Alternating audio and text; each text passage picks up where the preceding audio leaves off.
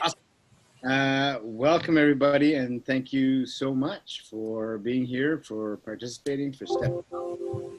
I want to start by acknowledging that we're meeting all across the unceded territory of the Liwa Nation, and in honor of the Liwa Tool, I'm very grateful to be able to meet with all of you and live and enjoy these wonderful lands. Very quickly, we have 2 hours, so I'm not going to start with a bunch of fluff. What I'd like to do is really quickly run you through, I'm just going to get my agenda up here, how the next 2 hours are going to look. So what we'd like to do is start with some introductions around the virtual table here. And maybe after that, we can talk about the terms of reference for about 10 minutes. So the way I see things going is giving ourselves about 45 minutes to chat and introduce ourselves, maybe talk about our expertise, our passions, the reasons we decided to join this task force, and maybe if you represent a group, some of the recovery work that you might already be undertaking. So we have a fair bit of time to do that, and hopefully everybody will feel the luxury to share with us. Take about 10 minutes or so to review the terms of reference and some of the good dry stuff. And that'll leave about an hour for what we'll call strategic planning. And this is really about how we want to work as a group, how we see our, what formats we want to take, and we'll get into that more, but that'll leave a full hour for that. So again, the idea for a quick round the table here is just let us know maybe why you're here and what your group might be doing. And so with that, I'll kind of lead off and talk about why I wanted to start this task force and why I believe it's important from my side. So I believe I've met all of you personally, maybe, yes, I believe I've met all of you personally, but I'm Mike Richmond. This is my second term as mayor. Really, one of the reasons this was important to me is, what became apparent throughout the pandemic for me is one of the things was the resilience of our community, the social fabric, the strength of the social fabric of our community.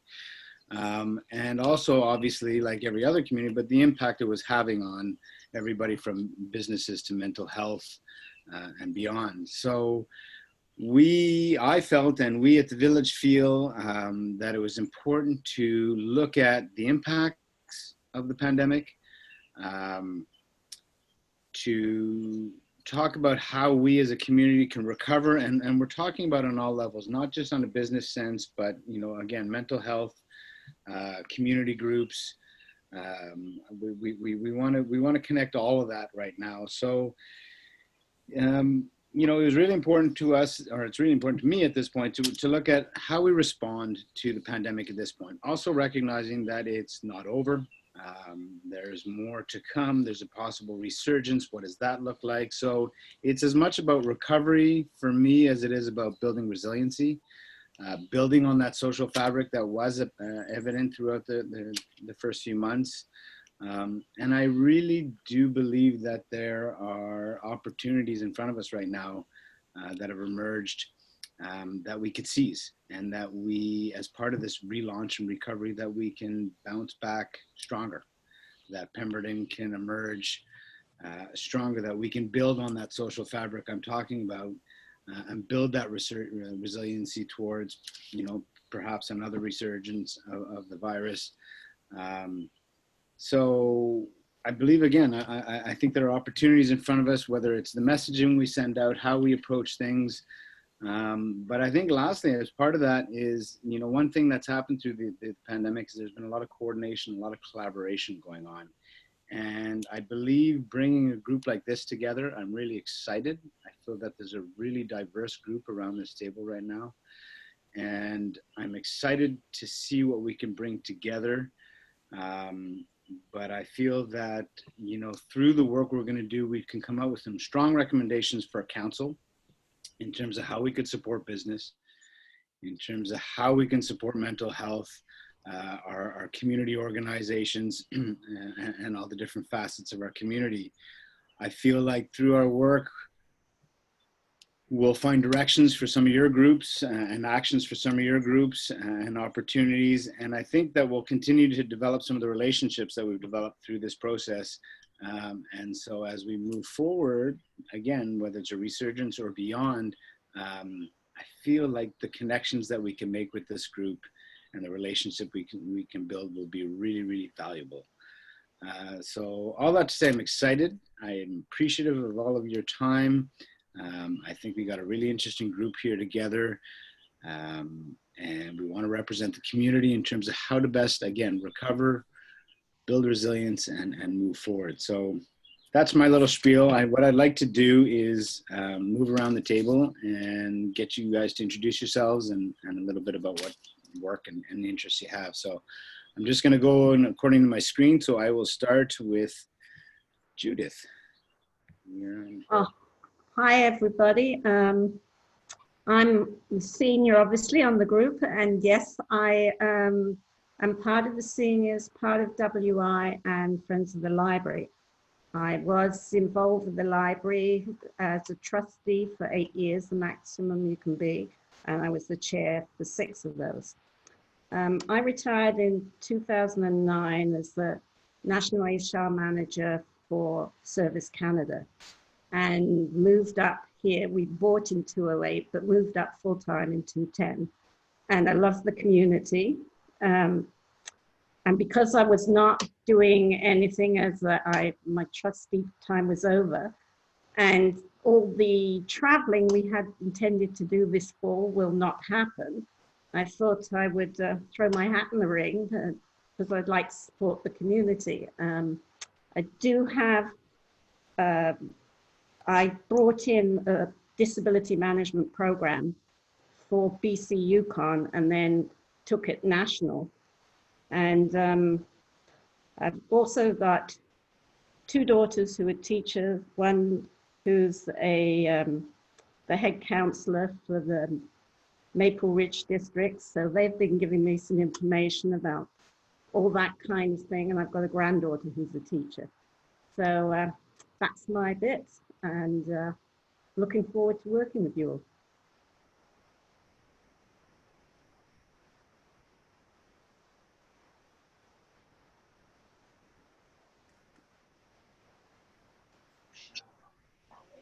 Mayor Richmond, you're on mute still. All right, my bad. Stuart, I'm on you. Good. Thank you all for having me. I'm Stuart McConaughey. I'm a certified financial planner and chartered investment manager. And I run my business out of Function in Whistler, but I work with a lot of business owners in the area. And it's been interesting at times to hear some of the feedback that's happening in these businesses on a daily basis. And I've been also party to a lot of information from a national or international firm. So our firm has about 40,000 offices across North America, and been participating in some of the feedback that's going on with reopening, not only in parts of Canada, but also throughout the US, and different approaches that are being taken. And it's really interesting to see, and I'm really excited to be a part of this task force to see what the plans are for the area, and be able to share some of that feedback, especially with some of the business owner clients that I have the luxury to work with, and hopefully I can add some value to the panel as well. Great, thanks, Stuart. Aaron.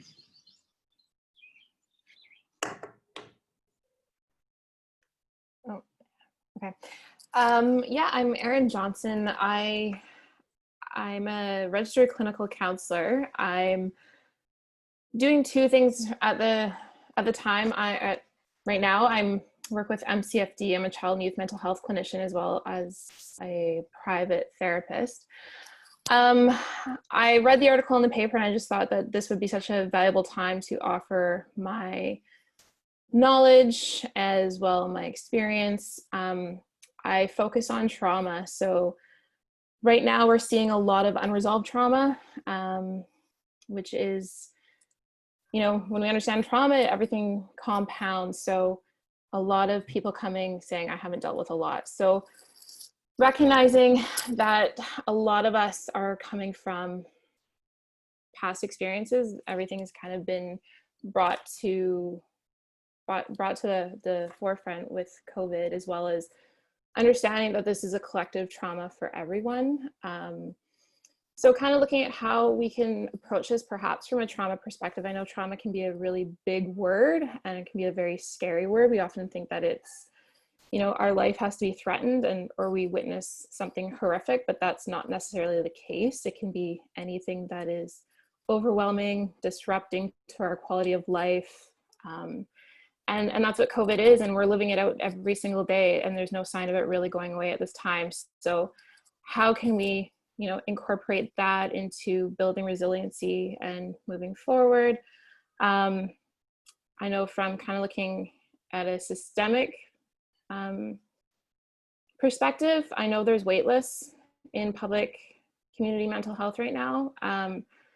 There's surge of wait lists, there's a surge of intakes, as well as, you know, accessibility to private. A lot of community members are financially restricted to access private. So how can we build and create accessibility? So I'm really excited.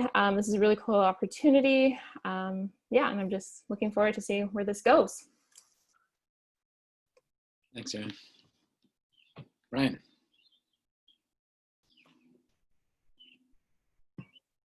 Hi, everybody. Ryan Zant, one of the municipal councillors for the Village of Pemberton.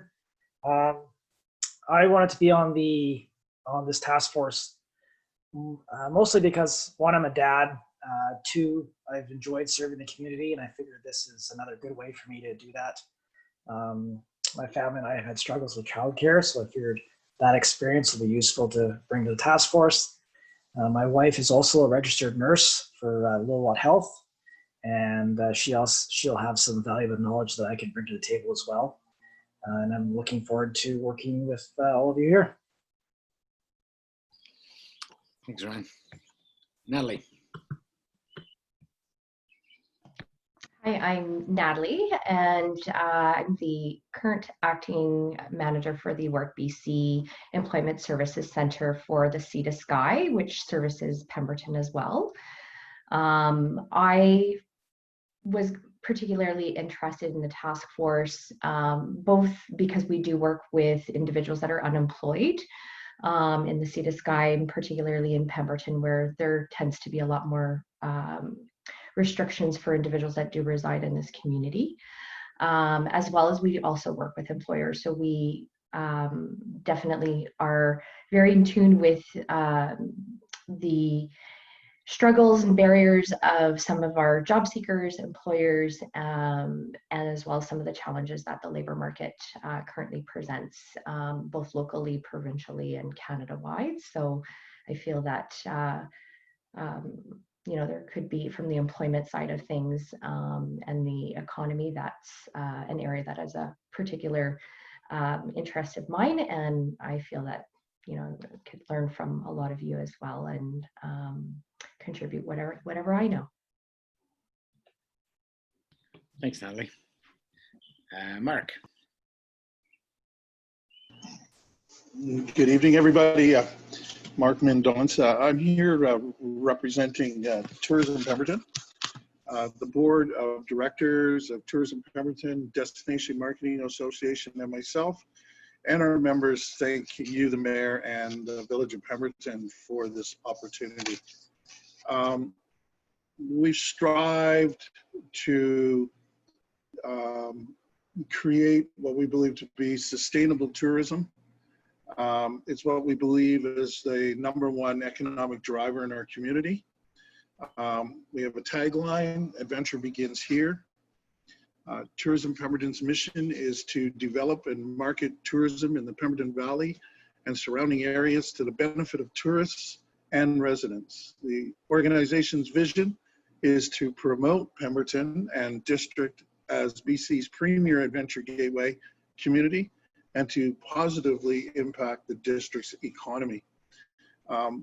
We did a study in March of 2019. I'm not sure if everybody's familiar with those numbers, but I'll briefly present them. The study was conducted by Pacific Analytics. It's documented and confirmed that tourism is a significant contributor to the local Pemberton and area economy.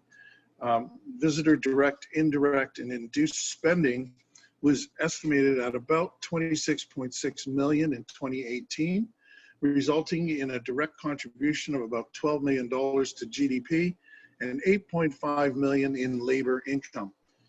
This spending generated about 234 jobs with 5.6 million in taxes, of which 2.8 million accrued to the provincial government and 306,000 to the local governments. Consequently, public support and investment of public funds in this sector of the local economy is both strategic and defensible. We just want to be part of, you know, the community's decision on how we're going to move forward.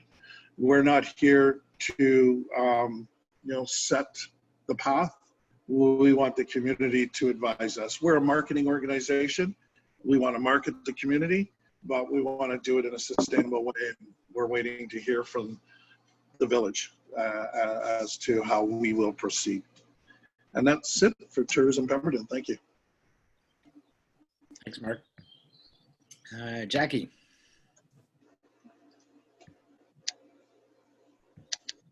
Hi, everyone. I'm Jackie Lloyd-Smith, and I thought this would be a really fun opportunity to do some work locally.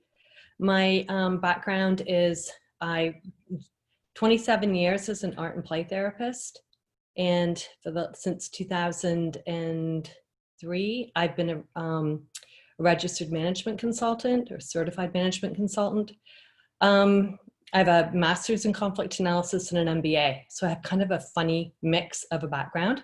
I have a business in Pemberton, which we just moved in December, just in time for COVID, have our own office. No one comes to, but that's okay. We were in Whistler. We were in Whistler for, lived in Whistler for 4 years, and our office was at Needle Lake Lodge. So quite connected to tourism and the fact that we bring people from all over the world to come and do our training. And we franchised a few years ago, and so we have trainers now in all over. So we're in Hong Kong. In fact, right now there's a training happening in Mexico and one happening in Hong Kong. And we train people how to play with Lego, which is kind of an interesting thing that we do.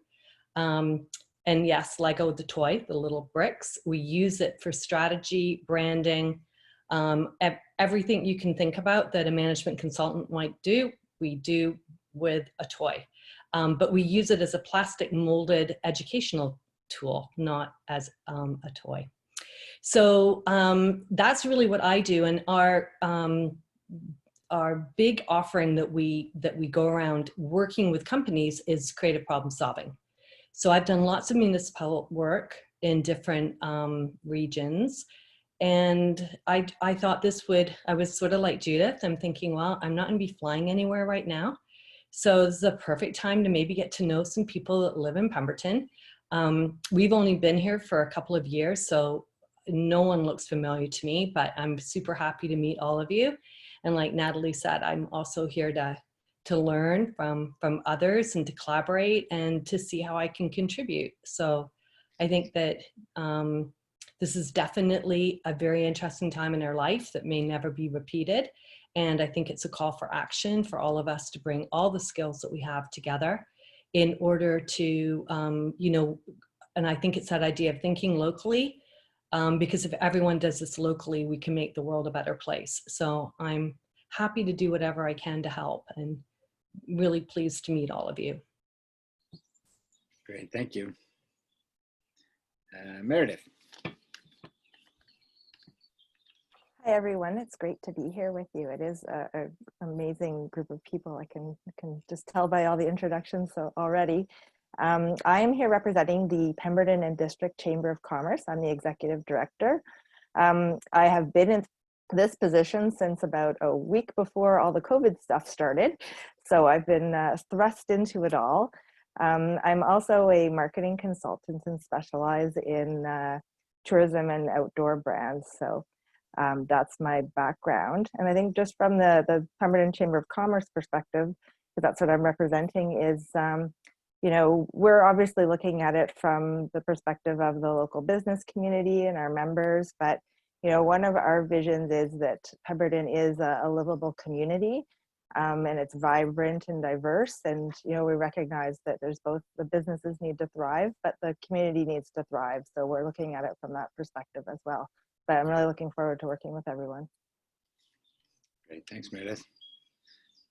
Jay. Hi, everyone. I'm Jay Russell, the executive. Got sun on me. I'm the executive director with Sea to Sky Community Services. Thank you, Mayor Richmond, and for inviting me to join the task force. I echo your comments, Meredith. It's amazing to see this group of people around the table. So it's so great to meet all of you virtually. For those of you that don't know our services, our head office is based in Squamish, but we serve folks all the way up the corridor. As far south as Britannia Beach and north into Mount Currie, Southern Statliam, Northern First Nations. I have just over 23 staff that serve folks in the Pemberton area. So being a multi-service agency, we carry majority of provincial contracts for the ministry. So we do work with adults with developmental and physical disabilities. Judith, I'm sure you've come to know the Better at Home program, funded through United Way, and that supports seniors and community. We work a lot with your work, Erin, in the Ministry of Children and Families, supporting a lot of the preservation work, child apprehension, supervised access. And we also do some interesting work as of late with community-based victim services up in Northern First Nations communities. Particularly, we're seeing some heavier hit issues now with women in precarious situations fleeing violence around the pandemic. And I think mostly for us, my biggest concern would be that if you look at the context of Sea to Sky, our portion from government is about 80% in terms of funding, but what I worry the most about is our unfunded portion, which is our food bank. And I worry, but at the same time, I'm extremely proud of the response in the Sea to Sky corridor to the food banks, all the way from Squamish to Pemberton. That's a piece that I echo your sentiments, Mayor Richmond, in terms of the resilience and the response around COVID. We've had a 50% increase in responses in our food bank in the last 3 months. And every day we have enough to supply that demand to this date, right? And we're hanging in there. And the response and the commitment from the community is a testament to that. But I worry that, you know, as our government, both federally and provincially, continues to respond and resource and commit funds at a provincial and federal level, that's going to have an impact on agencies like Sea to Sky to continue to respond to vulnerable populations. And, you know, Natalie, I see impacts in terms of employment loss. I see impacts in terms of legal situations. We have a poverty law advocate right now who's seeing folks that are being, even though there's a moratorium on evictions right now, there are people being evicted in community. And a lot of these cracks will begin to show if tables like this can't come together and start to you know, fill those seams, right, and identify areas where we do need to respond where government wouldn't typically be naturally or systemically in place. So I share your concerns around the added elements of trauma, Erin, in terms of, I'm a mom of 4-year-old twins. I mean, I have a, you know, I'm working from home. We're all working in different ways. It's a new way of living. It's a whole other layer for all of us to manage through. But I worry about what the impacts are having on people who have already been doubled down on a challenging situation. So I'm glad to see all the faces around the table and looking forward to the conversation tonight. Thanks, Jay. A lot of good points there. Plane overhead, Rodney, you're up. Hi, everybody. I think for a lot of us, it's my first time seeing your faces, so it's nice to meet you all.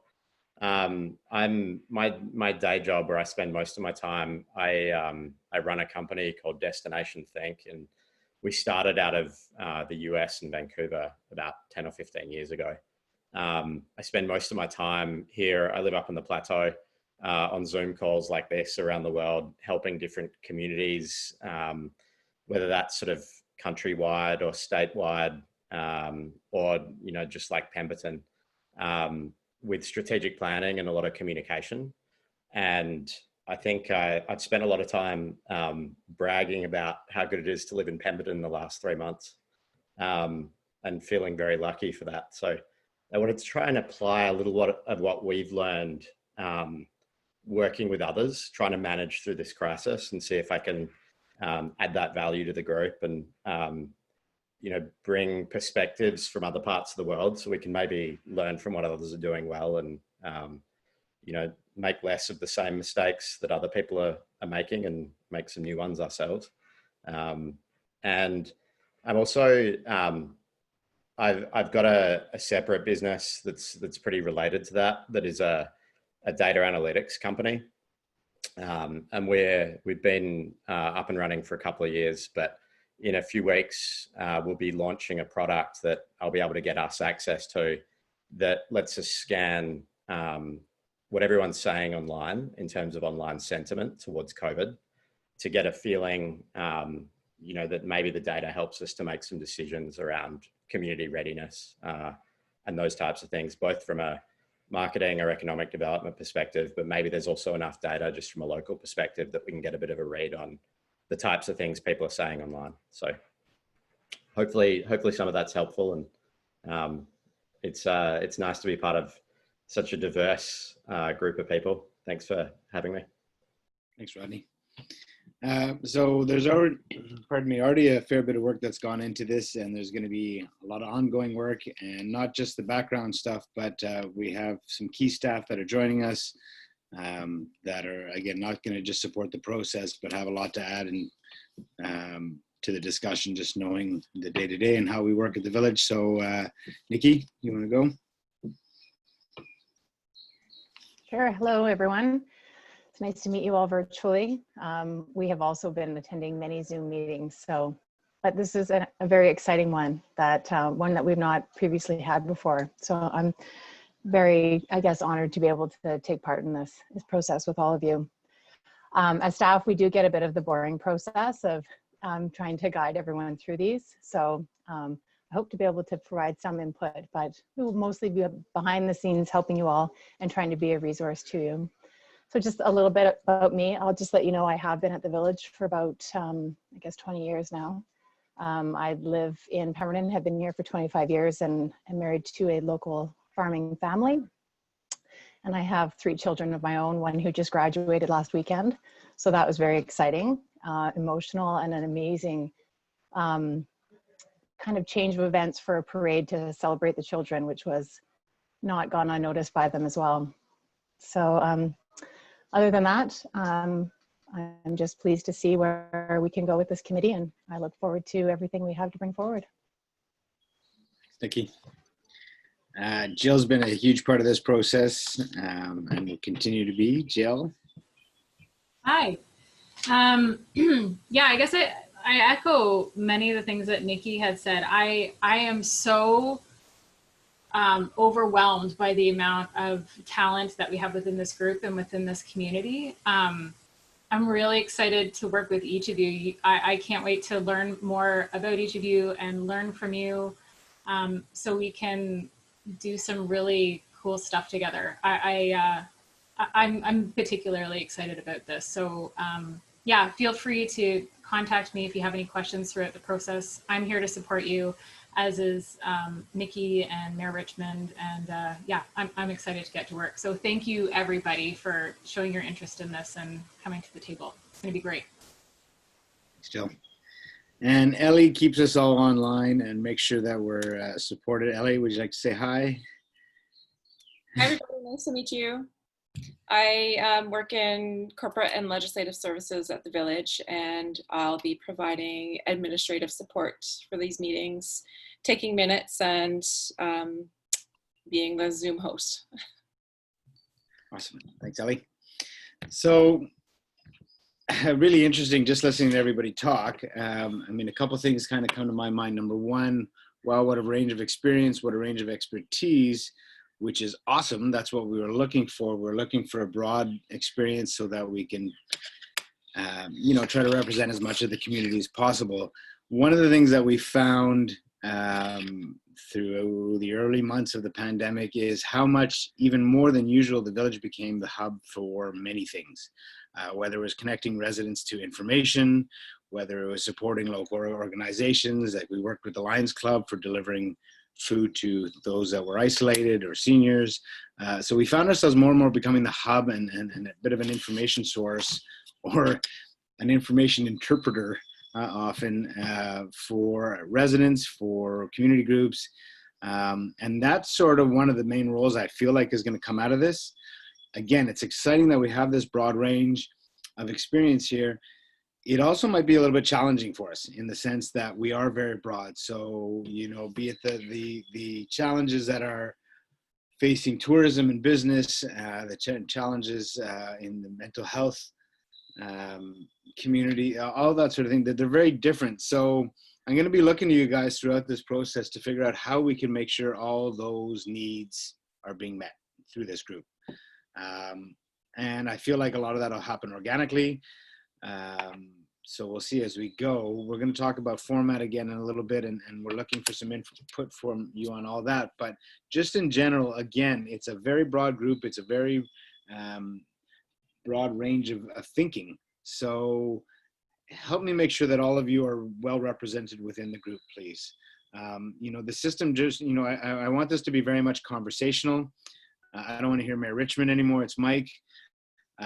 This is a conversation we're having together, and you know, I'll chair it just because somebody has to. I'll be looking for hands. I can see all of you on the screen, so if you do want to speak up at any point, put up your hand. If I've missed it, Nikki and Jill are going to be helping me, and Ellie are going to be helping me make sure I don't miss people. They'll kick me under the table from a distance to make sure that everybody gets heard.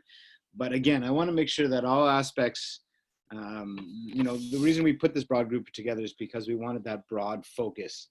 We also want specific actions. So throughout that process, again, please jump in where you feel comfortable, and make sure that your needs, so to speak, or the needs that you're representing here on this committee are being met. You know, and again, you know, I feel like there's going to be actions coming out of it for us as a council. How we could support already some of the things that came up, some of the things that Aaron said, some of the things that you all said. So there'll be actions for council. I think some of it might not just, but might be in the form of advocacy as well, to other levels of government. I'm not too sure what, but again, please jump in and help guide the process. So let's take a few minutes to do the fun stuff. I'm going to pass it over to Nikki. Nikki's going to review the policies and the terms of reference. Hello again. I know you guys have all been provided all of the documentation that we're about to review. So I'm just going to take a high level sort of scan and talk about some of the points I wanted to highlight through this. If you have some questions, please feel free to ask me as we go along. So thank you all for getting back the acknowledgement for all of the policies that we have. There's the Code of Conduct, Bullying, Harassment, Discrimination Policy, Social Media Policy, and Confidentiality Agreement. It's a very quick turnaround, so I thank you for all that. And we do ask all members on all of our committees, and as well as our staff and council members, to sign on to those. So it's just something we like to keep, that those are our policies, and it's our expectation for those joining. So just a little bit getting through the terms of reference. This is a committee of council, and it will have some formalities as we go through. So we'll be having to make potentially some recommendations to council. So this isn't necessarily a decision. it isn't a decision-making committee, but that doesn't mean that the decisions that are made here or recommendations that are made here aren't going to be followed through. It will be our responsibility as staff when we have the minutes and we have the resolutions or recommendations that we bring them forward to the next council meeting. So there may be a little bit of back and forth. I don't see that happening. That's just how sometimes it happens with committees. So one of the other items we added into this is typically if there's a committee of council, staff are usually the worker bees. As everyone at this table is juggling multiple hats, we've asked some of you who are representing other organizations to come and sort of be that liaison between your organization so that there isn't the duplication of the work and you all have better connections with your groups. So we would like you to be able to take some information back and report back at our next meetings. We're going to try to have meetings as timely as we can, understanding that we are all quite busy. And so on top of being a liaison for your organization, we may actually also ask some of you to take on some tasks. Of course, we recognize that there's limitations to everyone. So let's just have a fulsome conversation about it, and we'll just be honest about what our capacities are, although knowing that we want to achieve certain deliverables here.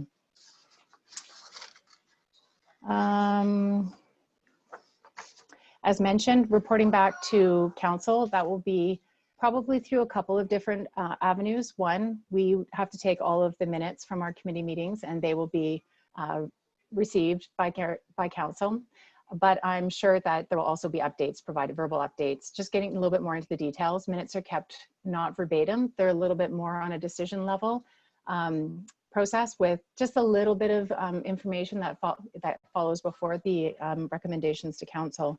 So we will do our best to be able to keep everyone updated. A couple of other things. This is an open meeting. So it is being video streamed, or it will be recorded and put up on our website. However, we do have the mayor, who is the official spokesperson. He is for the village as well. I'm certain you will all be asked certain questions. Our policies, typically, I don't see anything here being controversial, but we speak collaboratively about our group. And typically, if there are media requests, then that would normally go through the mayor. So feel free to reach out to us if you're uncertain about anything. We're going to help you navigate your way through here. About meetings. So we were able to organize this one quite quickly. And again, we're going to be as flexible as we can to try to hold the meetings in the evening if that's best for the group. That's something that we can maybe finish off on determining sort of at the end of the meeting what works best for everyone. And some of the expectations in the terms of reference are to be available for those meetings, but that also falls on us as staff to be able to provide you adequate notice and options for meetings.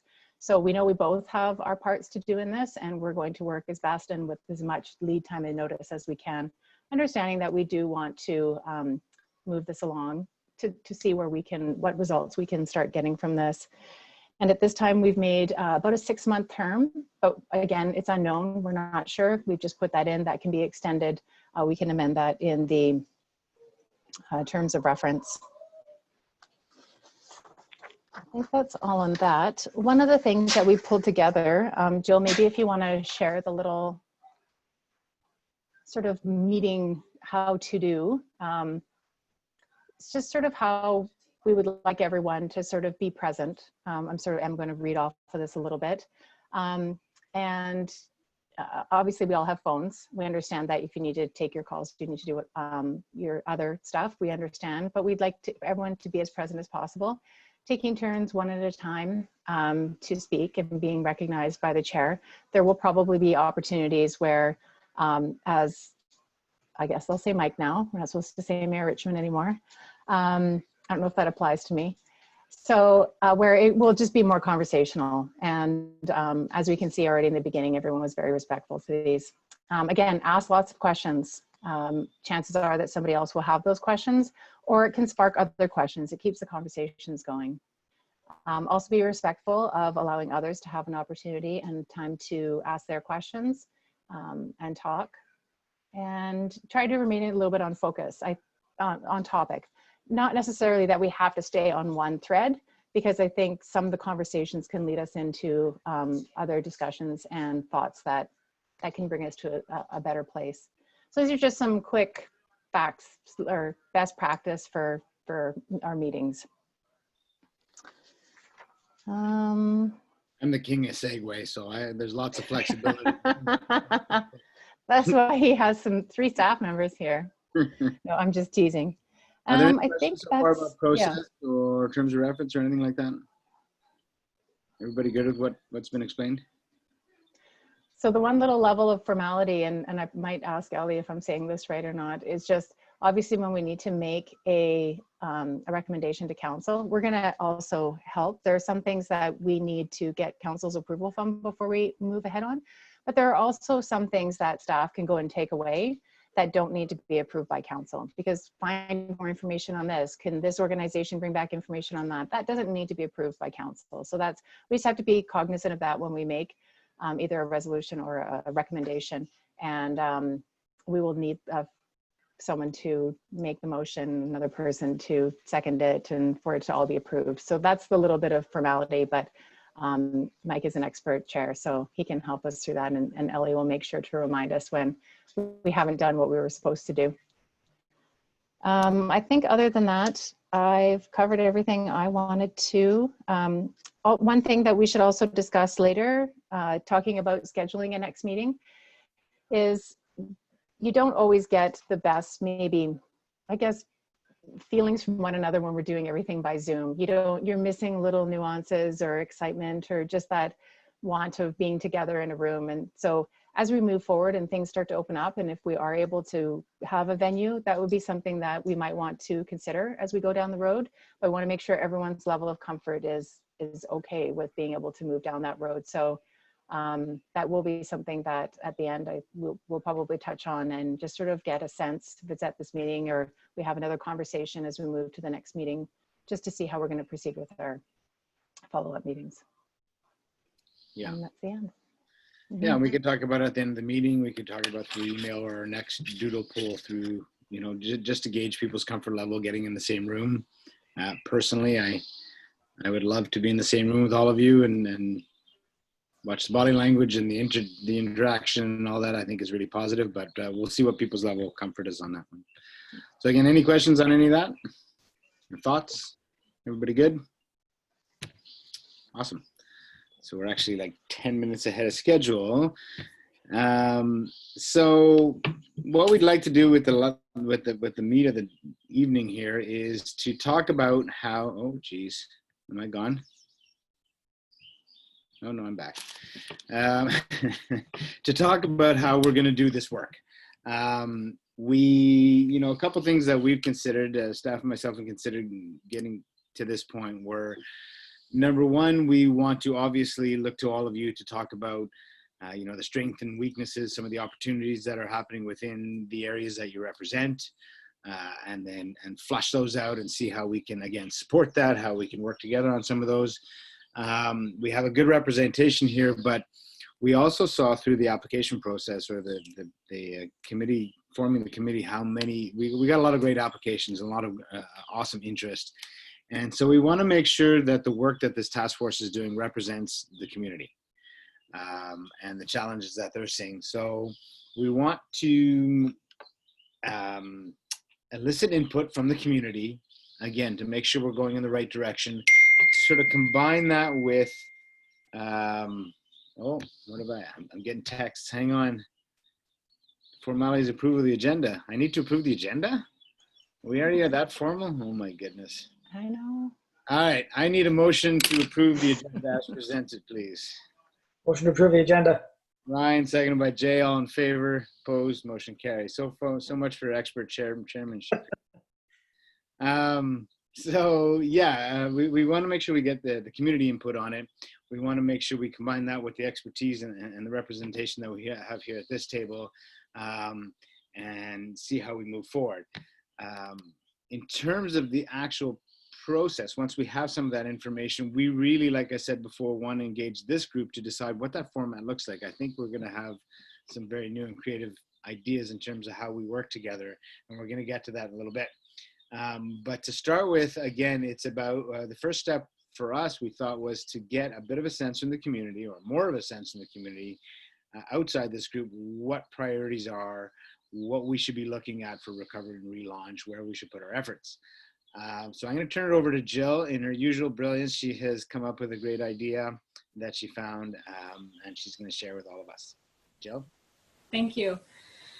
So I did quite a bit of research into what some of the other task force throughout the province and throughout the country have been doing to, you know, engage outside the task force, because as Mike had said, you know, there's a lot of expertise and a lot of really creative brains outside of this table as well that we wanted to bring into the fold. So one of the platforms that we discovered was something called Thought Exchange. Does anyone have any experience with that, or has anyone seen it? Rodney? No? So basically what it is the platform allows the creator to ask an open-ended question. And then what happens is participants can go in and answer the question. And then what they can do is do one step further and rate other people's answers. So the purpose really, or the great thing about this is people can provide input anonymously, and then they can rate the thought of others, which then basically gives us a good sense of what the community's priorities are. So what we were thinking is that we would try and test it out with this group. And we have a question prepared for you, and I'm going to give you like 5 minutes basically to sort of set it up on your devices, answer the question. We're going to rate each other's answers, and then we're going to kind of see what boils to the top. And it'll basically be sort of the fuel for our next meeting when we get together, and we can kind of see what the priorities are of the group. Is everyone game to give it a go? Now, keep in mind, I just test drove this at 3 p.m. today, so I am not an expert. So if things go sideways, I apologize. So what I'm going to do is I'm going to share my screen. Okay. So what everybody needs to do is you can either take your cell phone and go to your camera and capture the QR code on your phone, and that'll basically open up this tejoin.com where you're going to enter in your information. And again, when I say information, it's just basically you're going to answer the question. Or alternatively, if you want to just do it on your computer that you're on right now, you can go to tejoin.com and then type in that access code of the 125038594. So I'll just give everybody a couple minutes just to figure that out. And maybe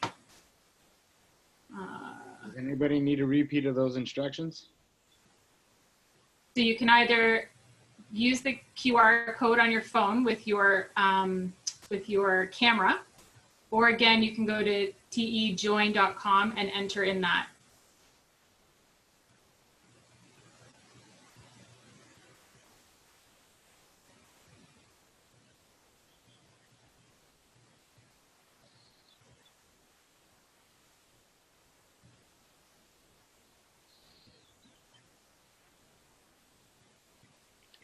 So Jill? Yes. I'm on the exchange. Mm-hmm. The question in front of me, but being a bit of an idiot, I don't see where I'm supposed to type in my answer. You have to wait a minute. Ah. That's coming. Okay. I just want to make sure everybody is on. Is there anyone that's not on? If you're not on, say not on. Okay. Hearing nothing, I will move on. So, and strangely, this is something I control from my cell phone. It's pretty cool.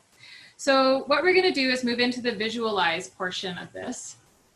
So you'll see here, oh wait, invite, hold on. Where's the question? Sorry, bear with me here. Do you guys see the question? I see an answer. You see the answer. Okay, hold on. Somebody's answer, I believe. Advocate for increased funding for ECE salaries. Okay, yeah, you- that was my answer. Yeah. Hold on. Are you Okay, talking about, do you see the question? yeah. No, It should be under introduction, or it just comes right up. Yeah. So you do see it under the introduction, Nikki? Yep. Okay. Mike, you're not seeing it? yeah, no, I see it now. Okay.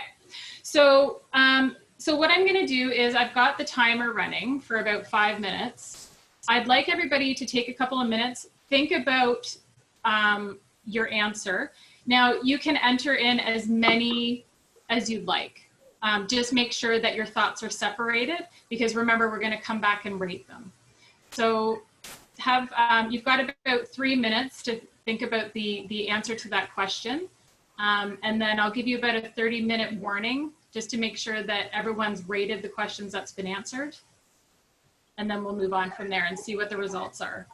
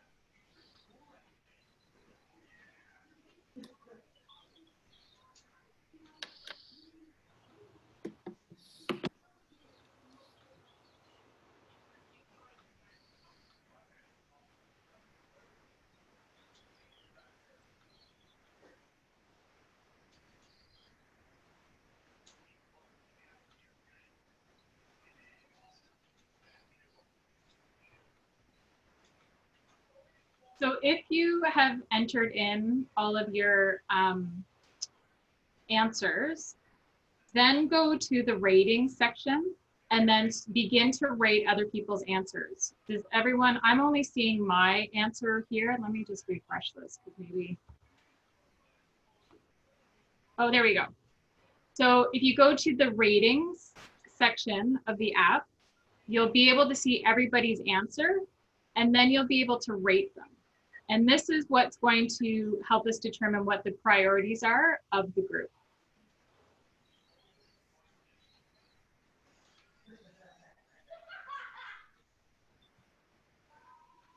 Jill, I'm having difficulty, maybe it's just me, of how I input this. Let me see here. It's Judith. So. Yes, okay. Let me just go to,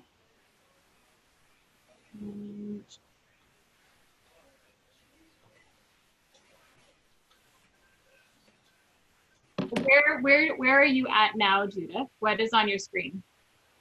I've got the picture of all of you. You've got a picture of all of us. Okay, so what you need to do is if you go to, bear with me here.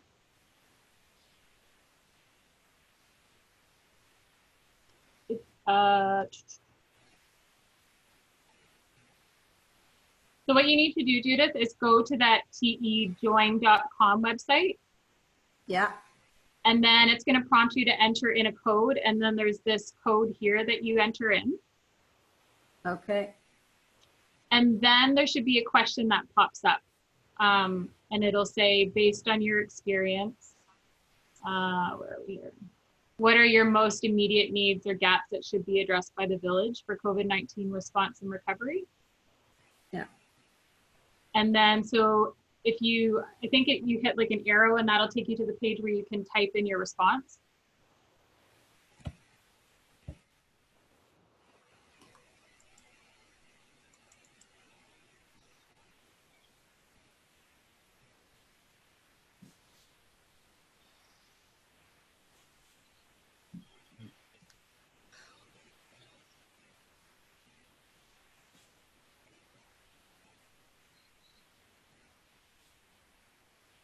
Were you able to get to the answer page?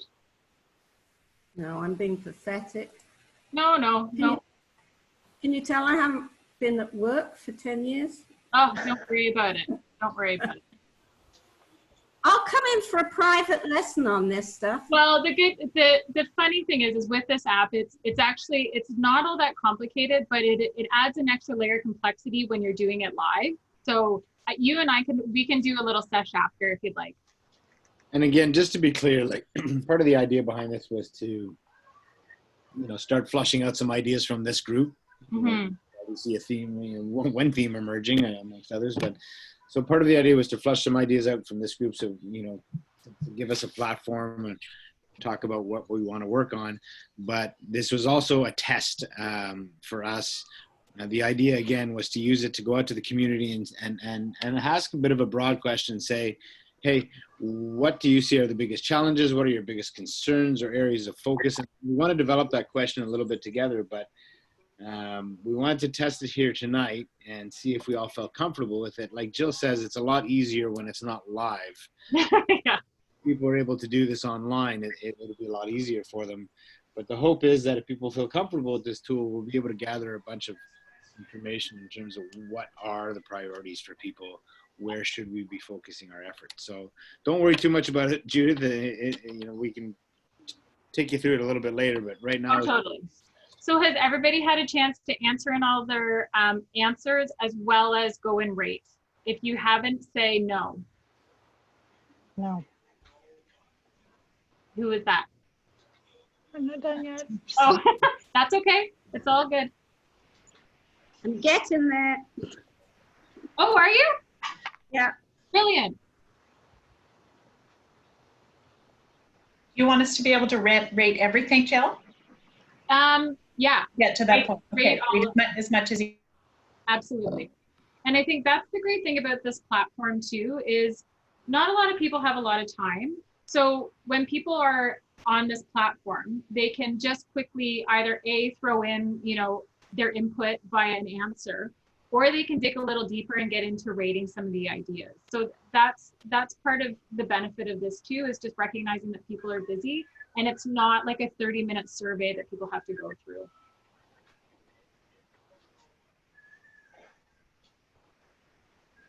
How are you doing there, Judith and Nikki? Oh, I'm fine. I'm fine. Do you need some more time? Yeah. I'm fine. Judith, how are you doing? Okay, I seem to be just answering questions. Okay, now I've got there. Perfect. Well, it looks like, as you can see on the left, you can see a big spider web. And I could see that you were logged in, Judith, but you hadn't connected in. But now we don't see any floating purple people. So that means that we're all sort of in the bubble, which is great. So our next part here is sort of the revealing part, which shows us sort of the data that we compiled here. So it looks like there's the theme of childcare, which is not surprising. Let's see. It looks like the most supported statement was businesses cannot reopen without people to fill positions due to the lack of childcare. I'm assuming whoever wrote that. Whoever wrote that, is that fair? You can also remain anonymous, that's fine too. The next most pressing is daycare, although it's considered an essential service, is not readily available to many parents in the community. More spaces and options are needed. Again, stating the fact that it affects people's ability to return to work. Childcare, again, advocate for increased funding for ECE salaries. Lack of ECEs due to low salaries. Lack of ECEs equals less childcare spaces equals less people returning to work. Childcare. So it looks like, Mike, that we have a theme of childcare. We also have mental health as well as being a really important theme here about building resiliency, decreased substance abuse, domestic violence, child abuse. Centralizing local resources, that's what you spoke to earlier, Mike, about being a hub for information. Communication strategy to help lower anxiety and boost confidence. Supporting local businesses as they reopen and recover, and looking ahead to possible scenarios we could be facing this fall and winter. That's a really good one. Economic recovery plan for the community. Clearly define successful recovery through an open process built upon wide community engagement. I love that. That excites me. Increase access to social supports and economic recovery information, employment and business improvement. Yes. Mental health support. So there's definitely perception of safety. So what we were thinking is this would sort of be the basis of the discussions that we start on our next meeting. As Mayor Richmond indicated, we wanted to work with the group to determine what that format may be, what type of facilitation we might want to need, what facilitation or what means we want to use to extract the information from each of us. So I know we have a couple of people in the group that are quite skilled in facilitation group management and so forth. So I think, if you were comfortable, maybe this would be an opportunity that we could work together to determine the format for our next meeting on how we want to determine what our priorities are and how we get into action. Because I know, as Mike had indicated, the action piece is the one thing that we're really keen to start moving on. So I'd love to hear, I'd like two things. I'd like to hear your thoughts on this platform. I know it's a bit tricky in a live environment, but one, I'd love to hear some feedback on this platform. And if you'd be interested in asking sort of a question similar to this, not this exact same question, to the community to help fuel our discussions at our next meeting. And C, also find out what format you'd like to maybe start, what format you'd like to use to start prioritizing and putting together an action plan. So Jill, thanks. Let's maybe break that into two. So the first off to Jill's first question, how did everybody find, and can you stop your screen sharing so I can see everybody? How did everybody find that question? Do you think that would be a useful tool to gather information from the community to direct our work? So I'll open that up to everybody. Again, just throw your hand up and I'll go to you. Ryan. Yeah, I think it was a really good format. I really enjoyed that. It was it's easy to use, and I think it's the fact that it's anonymous, and it gives people a safe way to make their comments and ideas known. Thanks, Ryan. And maybe if I can also ask at the same time when you're answering, how do you feel about the question as the way we've presented it now? We're totally open to tweaking that question to get the most. So with regards to the question, when we had this conversation, we wanted to be broad enough to not over direct people. On the other hand, we wanted to make sure that it wasn't just sort of really high level, help businesses. There had to be a little more specific. We wanted to get a little more specific from our residents. So looking at the question that we gave you guys, how do you feel about the platform, and how do you think of the question? Would you make some suggestions to change that question? Well, I like the question. I think it was a good way to get the ideas out, and I think the proof is in the pudding. We've seen, I think, 3 or 4 different comments come out of this, one being larger than the rest, and we can start building on that. So I think the question was perfect for this venue and for this group at this point. Okay. Thanks, Ryan. Anyone else? Rodney, then Jackie, then Judith. The platform was really good. Jill, I realized I was just being naive before. We have actually used it. I just sent it around a Slack channel and a bunch of people gave it the thumbs up.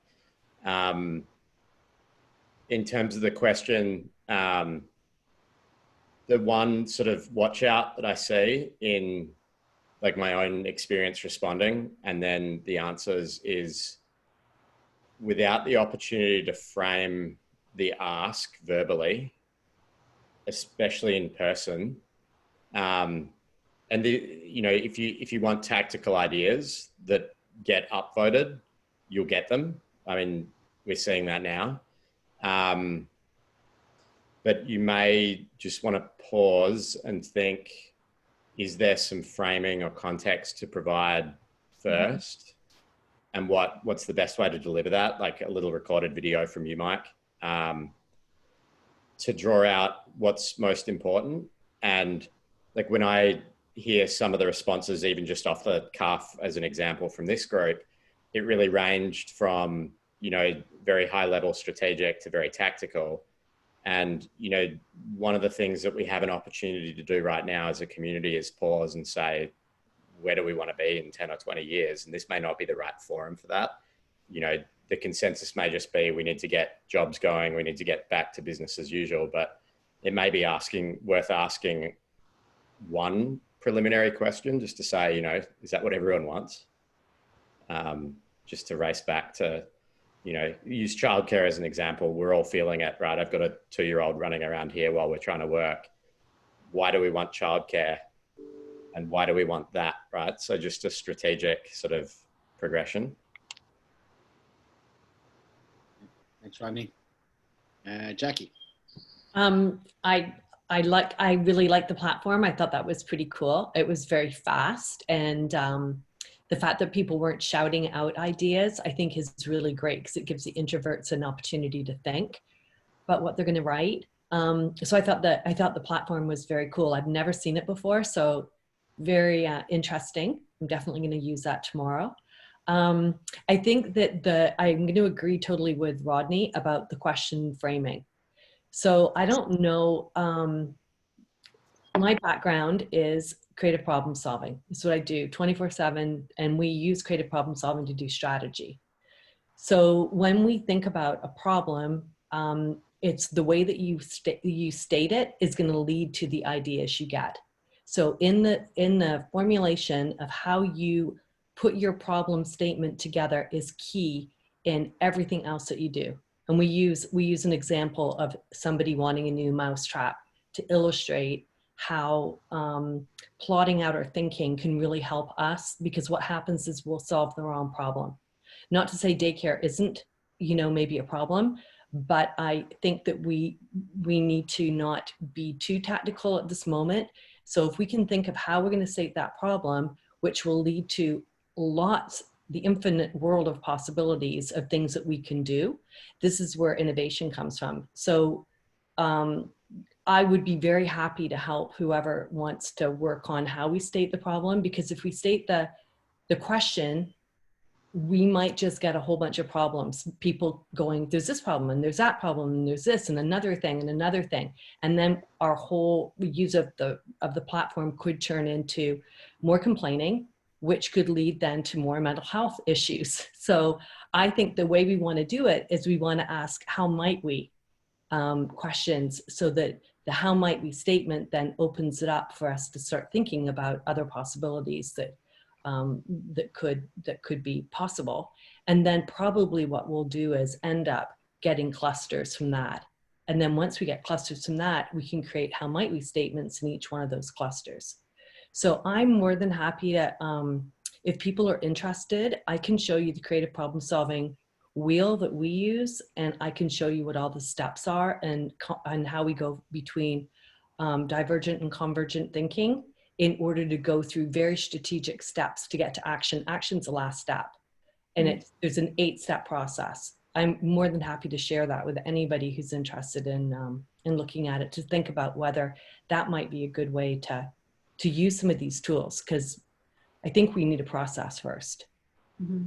I think you're right, and we're going to get to the process a little bit in a second, but I think you both make some really good points. Over the years, when we put out a survey, pretty much doesn't matter what the question is, we inevitably get a number of answers saying we want a pool.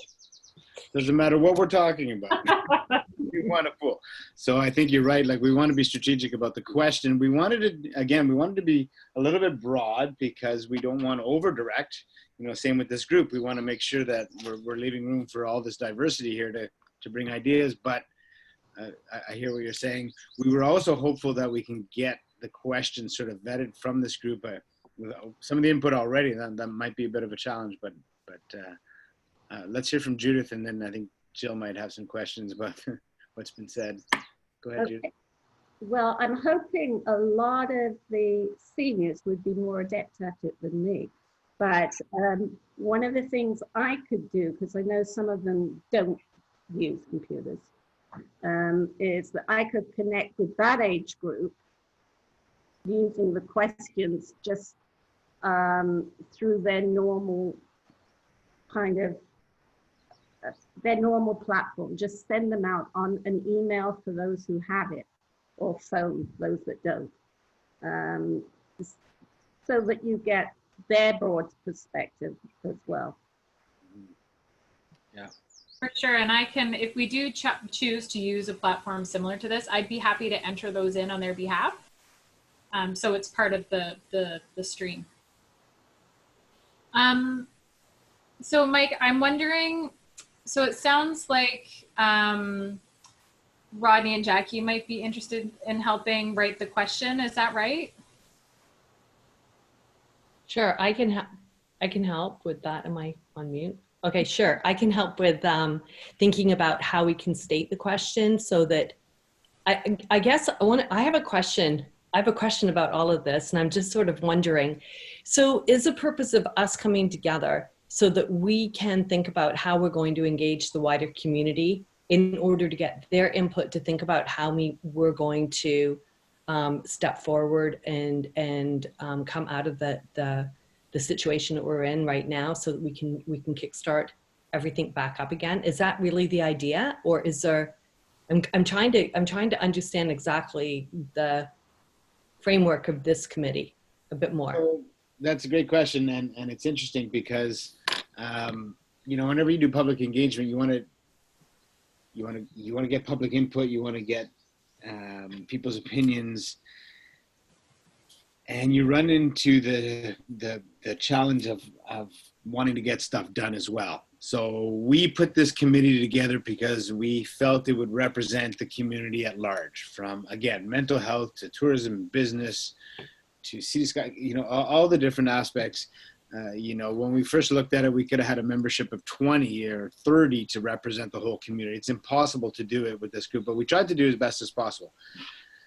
And that way we can hopefully, you know, you guys, some of you are residents at large, some of you represent groups. The hope is that you bring back some of this discussion to your groups and come back to this committee with recommendations or information from those that you represent. So be it the seniors or the business community or whatever it is, that hopefully you're able to communicate. And we have to figure out what that looks like, but that we can communicate, that we all can communicate to all of our networks the work that we're doing and elicit some of their input on that. So the hope was, with this question, to start off with a bit of an understanding of what the community is looking for, what their concerns are, what their challenges are around recovery, about resiliency moving forward, and then use that as well as what we're bringing to the table as the foundation for our work. And we will want to be accessible to the community all the way through and continue to engage. However, at the same time, we are here to do some of that work and then to bring that back. So I don't know if that's a clear answer, Jackie, to what you're asking. Again, I think that some of it will result in recommendations and actions for the Village of Pemberton Council to consider. Some of it will be, you know, Jay connecting with Aaron, and then they go off and there's something that they work on. So I think part of it will just emerge on its own. Some of them are going to be very specific actions that the Village of Pemberton can do to support all of you and the work that you guys do and what you represent. But honestly, to be more specific than that, I'm kind of reluctant because I want to see where we go as a group. Is that a fair answer? Does that make sense?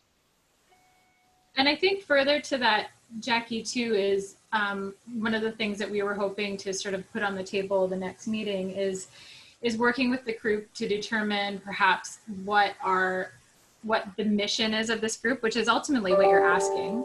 And then perhaps maybe develop 3 or 4 pillars or themes that will inform our work, which is sort of what, I would certainly look to you and the other group members that have experience in facilitating and strategic planning on how to determine what those themes are. Yeah, I just wanted to add to all of this too. It'd probably be good for the whole group to be aware that there's 2 big economic development projects. Like the village has your economic development plan, and then we've also got the regional economic development plan that's in the works as well. So like, I feel like there's ideas on the economic development side that can also flow into those plans and like, go to those, but it's good to know, like for the whole group to know that these projects are also going on simultaneously. Yeah, I would envision that certainly part of that discussion around the vision themes would also include a situation analysis, just so we have, a common understanding of our landscape and our challenges and opportunities and so forth. So, and that would be a part of it, I would imagine. Can I just ask a quick timing question? You mentioned, Jill, in the next meeting, we're going to work on the mission for this group. Are you imagining taking or getting input from the community to help inform us? Because Mike, if I heard you correctly, you're sort of saying that we can both represent the community and get input from the community, and we've got a little bit of liberty to do that. Do we need to define our mission first before we start using surveys? Is that my thought was, or our thought was, that by putting, and again, that's why it was a fairly broad question, by putting that question out to the community, we can see some of that input, we could see how it's rated, and that can sort of lay the foundation for our conversation as to our mission and our pillars. Again, we run the risk of being too broad here with this group. And I feel like there might be some breakout groups or breakout activities and actions that come out of it. But we thought the starting point was to gather that sort of input from the community to lay the table, to set the table for our discussion as to what our mission should be and what our pillars and our main principles should be as this group. Does that make sense? Yeah, that does make sense. Do you have a sense of what you're looking for from us in terms of like clear direction around, do we just need to recover from COVID, or do you want to pause and have a bigger conversation? I don't think you can just, well, I mean, I guess you could just pause and focus on the recovery from COVID, but I think it just overlaps into so many other things. Like Meredith said, there's other economic development plans in the works. There's other, work being done by Sea to Sky Community Services right now that are already underway, regardless of COVID. So I think that they all overlap. So again, we're calling a recovery and relaunch. I think that's a little misleading. I think it's also building resiliency, building on what sort of emerged through this pandemic. And again, building back better, building back stronger. So no, it's not just COVID. I think it ties into, Mark can tell you, we had a group, we had a meeting with local chiefs and other electeds and staff to talk about the message for tourism. Here's a pivot point for tourism, just like every other industry right now. What does tourism look like going forward? How do we want to message out to the general public to say, come on back to our beautiful valley. We want to welcome you. What does that look like? So I think it's this pandemic, as well as other change in our society right now, is providing an opportunity for us to look at some of the things we do and how we do it. So the big answer, or the short answer to your question, Rodney, is yes, it goes beyond COVID. I think it leads into other aspects. I don't know if that's too broad and I'm being too ambitious, but I think so. If we want to take a pulse check of the community before we define what we want to focus on, Jacqueline, if you're going to if you're volunteering to think about the drafting of the questions, maybe one way you could achieve the broad versus tactical is just to have two questions, and one that lets people just address their really immediate concerns, like we need daycare, and one that gives space for the higher level conversation. You know, one divergent, one convergent, and maybe that'd get us a little more litmus test rather than just swimming pools.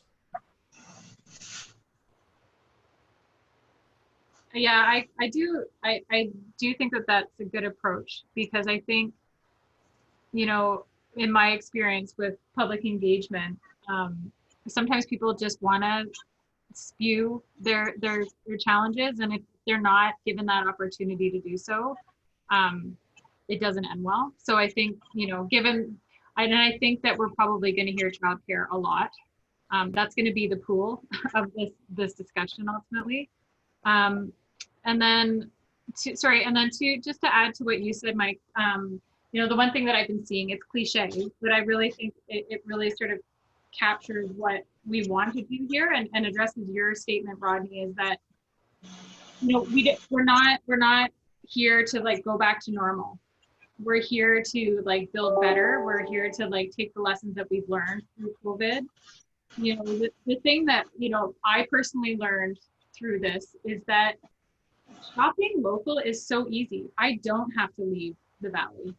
I didn't buy anything outside of the Valley for virtually 2 months because I couldn't leave. And knowing now that I don't have to rely on external other communities to get what I need, that has been like a huge takeaway for me. So yeah, so I think it's Rodney, to your point, it's not just like dealing with COVID. It's like building a better community, more resiliency, you know, and resiliency can cover a million things. It could, you know, we could talk about tourism, we could talk about food security, we could talk about business.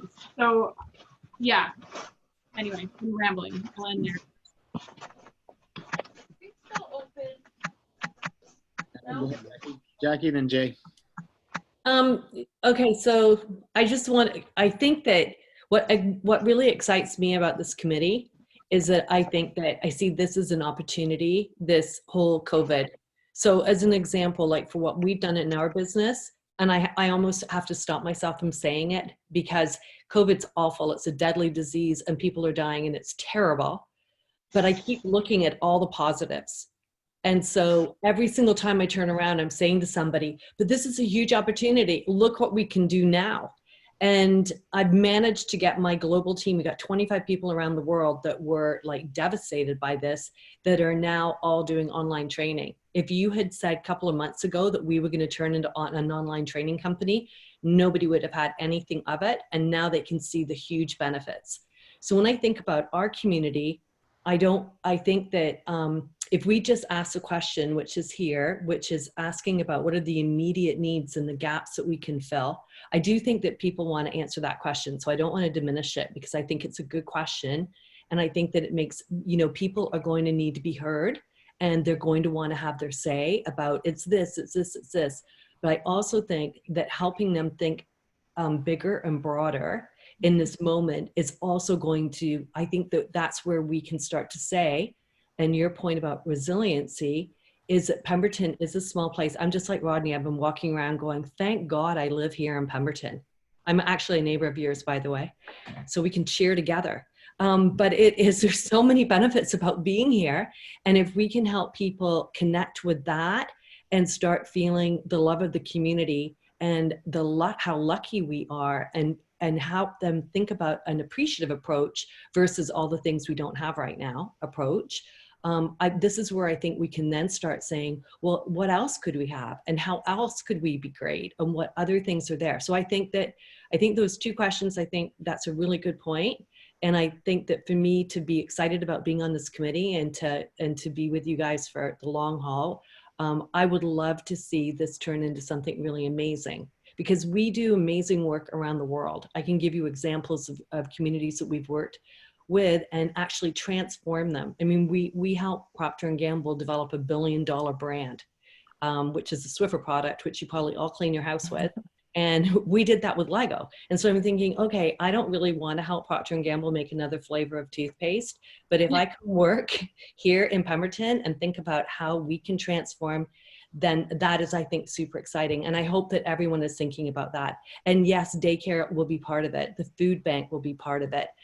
Because we have to look after the most vulnerable people in our community in order for business to thrive and for, you know, tourists to come back.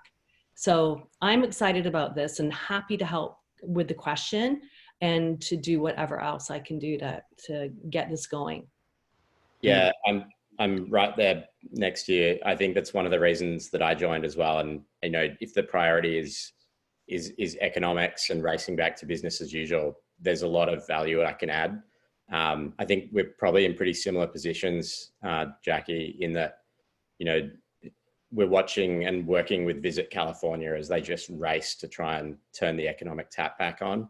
And then on the other hand, we're working with this amazing little community in the South Island of New Zealand that's like heavily Indigenous. They've just got a beautiful place and people, and they're totally using this as an opportunity to reinvent themselves. And that second one is very, very inspiring and motivating. And if you start really looking at some of the things that are going on around the world, like Jill, you mentioned shopping locally, there's places that have invented their own currency to supercharge that, right, through the pandemic. And there's so many amazing ideas that we could at least consider before we just start building swimming pools and the other things that we're going to inevitably get. Yeah, awesome. I have another question. In terms of timeline of, you know, part of these discussions and trying to come up with initiatives and strategies for the community, do we have like a timeline that we're aiming for? The only reason I'm bringing that up is from the perspective that, you know, we are potentially expecting another wave, and that wave to come out in the fall, which I feel like we've been fortunate that it kind of happened in the spring. The weather was fairly well, but come the fall / winter, it's going to definitely be more impactful, probably more devastating than the first time around, because you know, I don't know how many people are going to be able to stand in line outside grocery stores, or just even transportation and even employment for that matter, because a lot of the work that people do in the community does depend on a lot of tourism. And if we don't have the visitors, that I think that then we're going to really feel that pinch probably a little bit harder should this come back. So do we have an idea of like what are we aiming for in terms of timeline? So a couple of things. First of all, Jay, I got you. I'm coming to you next. I saw your hand. Oh, sorry. That's all good. And I totally agree with you, Natalie. I think we're going to come out, I'm hopeful that we'll come out with some short, mid, and long-term things. I think part of it, like I said earlier, there's going to be some connections made here, some relationships built that 6 months down the road or a year down the road are going to come in very helpful. But having said that, I'm hopeful that there's going to be some short-term action to whether it's from a business standpoint. You know, Meredith's got some stuff going on with the chamber that they're promoting local buying and shopping. So I think some of it is going to result in some very short-term action. And I'm hopeful that we can all find the time to meet soon enough so that we can move things along for the short term, again, from business right through to mental health. So I like to think that we're going to have some short term. I don't have a timeline to give you, but I totally agree with you that there's some things that have to happen now and some things that we can look ahead to. And I also totally agree with you going, well, on one hand, you know, you listen to our public health workers and officials, and we're being told on that on one hand, we're going to be more ready for a second wave in many ways, which is very reassuring. One of my very big concerns is that with the second wave, it's all great to, like you say, wait in line for the grocery store right now in the middle of June, and you and I are in line and we can BS for a while and catch up. But when it's 3 degrees and pissing rain in November, not only I'm really, really worried about people's fatigue and mental health at that point, which will again ripple out to everything from business to everything else. So yeah, I think that's something we really, really need to focus on a community level is, you know, I've said it, I'm really proud of the way Pemberton's reacted all the way throughout this, the way our community's been. I worry about the months ahead, the darker, colder, rainy, shitty months. So how we manage that, I'm hoping that this group, amongst others, we can come up with a bit of a strategy how to manage that and keep that social fabric tight. And I also agree with Jackie and Rodney that this is an opportunity. I've said it almost to a point of cliche, but there are opportunities there. These are turning points that we can take advantage of and reshape and rebuild stronger. So I've got Jay. I just want to make sure I'm capturing everybody's hands. After Jay, who is next? Anyone? Okay, Jay. There's two. There's actually a couple on the panel, on the participants. Mark and Meredith have their hands up there. Okay, we'll go Jay, Mark, Meredith. Yeah, I don't want to take too much time. I just want to echo maybe what Meredith stated in terms of building on the existing plans in community, you know, whether it was the economic, regional and local economic development plans, but I also wanted to not forget some of the amazing work and intention that went behind the childcare needs assessment last year that went before your council and our team and many of you probably had input on this work, and it just goes to maybe reflection of, you know, what is the purpose of this group. I think you know, I'm happy to, and some of my team would be happy to maybe revisit some of that work and look at, particularly with the issues around the COVID pandemic and the impacts that's had on childcare and community, and how do we then repurpose that and revise that in light of the pandemic? And what is our response now compared to some of the recommendations that were made in that report? And I think it goes to also some of the things we haven't really addressed. One thing we're speaking to with my teams throughout the corridor is this new notion of isolation. The idea that we are all working from home, that many of the folks in our communities are isolated in their homes. Judith, you know, the many seniors in our community that, particularly in those early days of the pandemic, had very, very little interaction or ability to connect socially with people, and that had a huge impact on the community. And so there's opportunity for us to look at how those impacts layer on to other aspects of the many facets that many of you hold within community.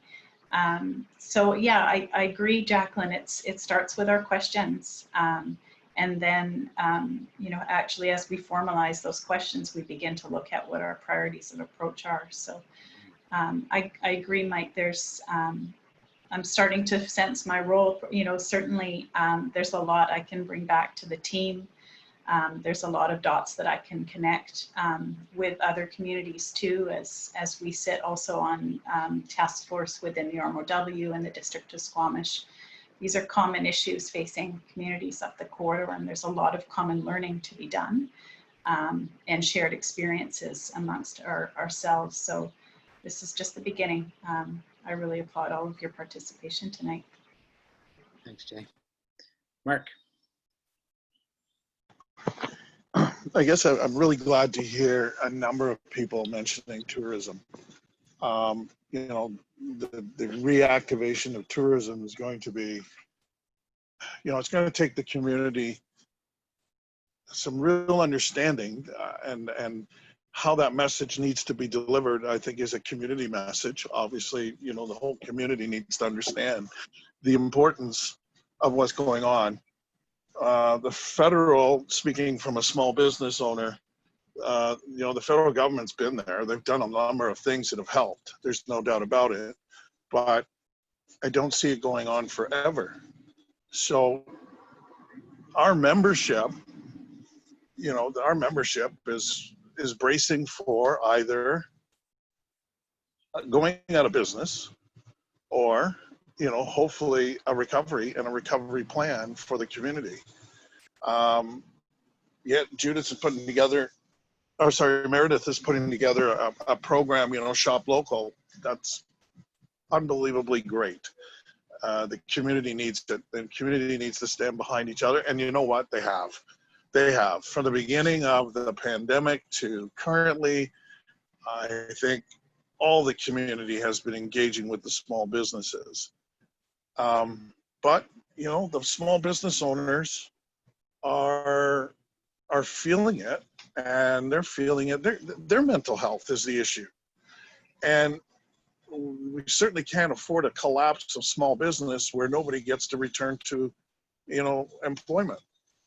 And I'm hoping that what comes out of this is the low-lying fruit. It's the preparation that we're ready, that we can move forward without apprehension, that people are following the rules as they are. I think they are for the most part. You know, we had a little blip the other day for Joffrey. It was discovered that the Joffrey website, although it clearly said it was closed, there was a secondary tab that if you touched it, it told you that as of June 17th, their parking lot would be open. And I personally, as a small business, probably in, you know, the 2 days that I've noticed it, probably saw about 40 or so people come through.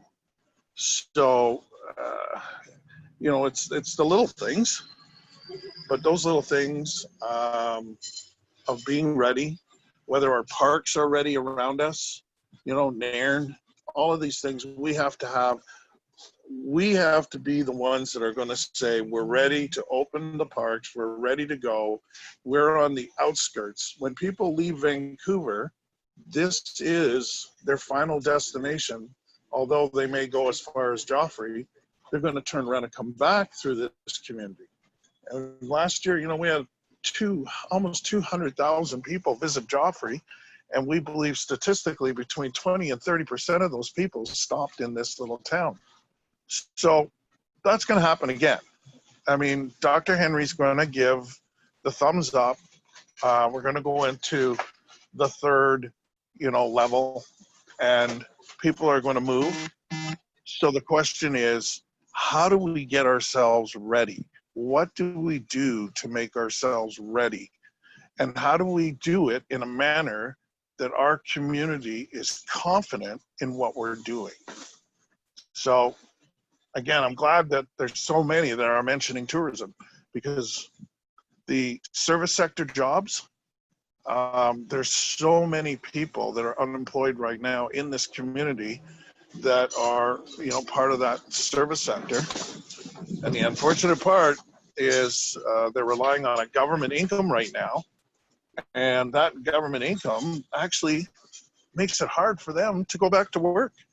So we've got our own little pandemic that we have to deal with of getting people back to work.